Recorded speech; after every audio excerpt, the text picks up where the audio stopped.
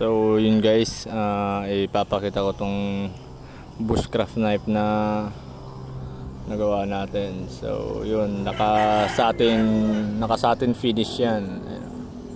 Naka-satin finish, tapos naka-acid etch na dagta ng mga saging tsaka buko guys. Yan.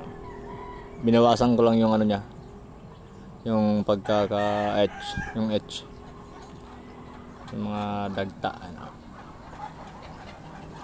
So sa handle, ito sungay ng kalabaw na itim, ito albino, ito anto kakawati burl, ito barayong burl.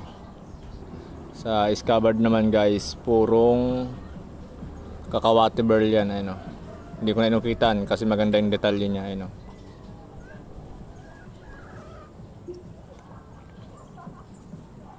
Yung clip nyo guys ay buto ng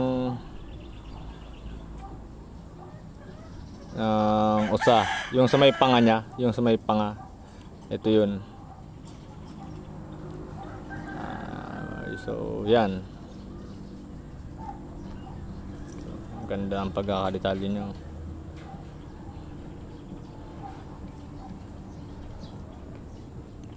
So kung magtatanong kayo guys kung alin ba mas matigas, kakawati or barayong, mas matigas ang kakawati.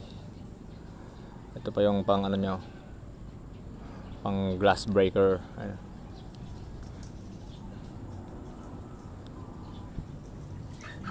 Ano lang oh, nahawakan ko kanina, tumama kanina dun sa ano. Sa haba ng blade nito guys, nasa 4.2 ata or 4.3. Hindi, sa handle 4.5 ganoon. Hindi pa lang sure kasi hindi ko pa sinusukat. Ito guys, sungay ito ng usa.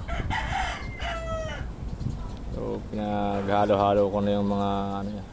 Sa kahoy naman, purong kakawati burl to.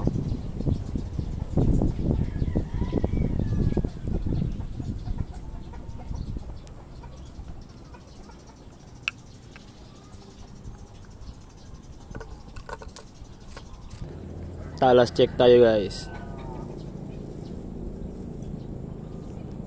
Talas, di ba?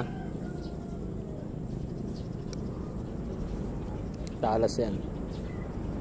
Kahit ganyan lang yan, dirty looks. Pero yan yung edge niyan. Ano? Tapos yung spine.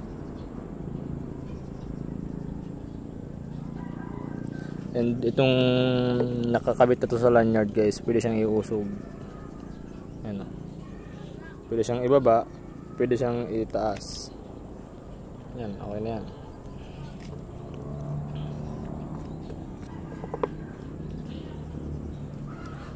So yun, may kapit siya. Andito yung ano niyan, nagpapakapit sa baba.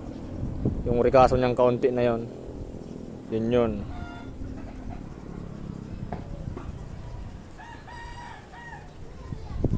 Taas natin, ibababa. So yun lang guys, thank you.